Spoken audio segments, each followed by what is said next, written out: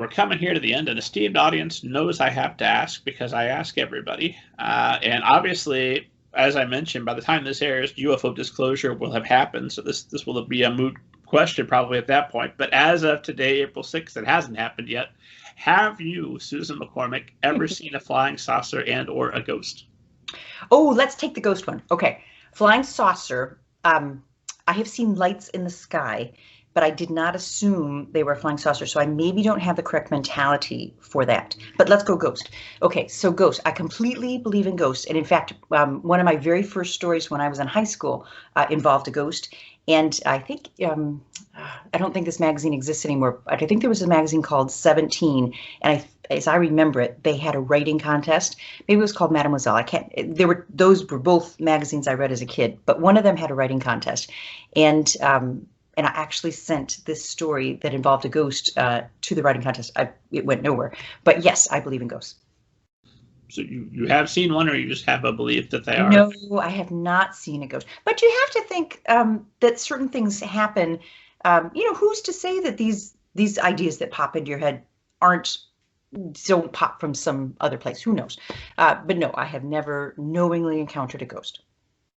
Does a belief in ghosts comfort you when you're in? I'm assuming that you're so excellent a doctor that you never lost a patient ever. But if that were not true, and you did lose some, does that comfort you, bring you some comfort in thinking that they're going to go on to some other form? I suppose it doesn't. Anybody, I don't know if your parents are still alive, but my mom died, and my husband's father died. This is a few years ago now, but similar thing happened to both of us, and it probably happens to lots and lots of people.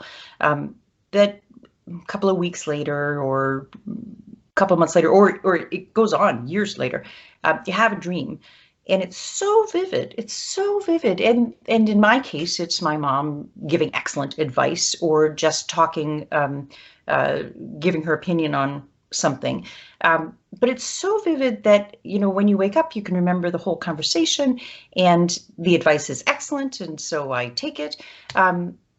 Or it's comforting in some way of a problem I'm having. And so are those ghosts? Because how else does that pop into your head? I mean, maybe it's just my brain thinking what my mom might say, but it could be a ghost. And lots of people who have lost a loved one like that can hear the loved one's thoughts. Even if it were nothing more than a metaphorical immortality, that's not nothing. If that voice continues on in your head forever and inspires you in your choices, that is immortality, isn't it? Agree. Yeah.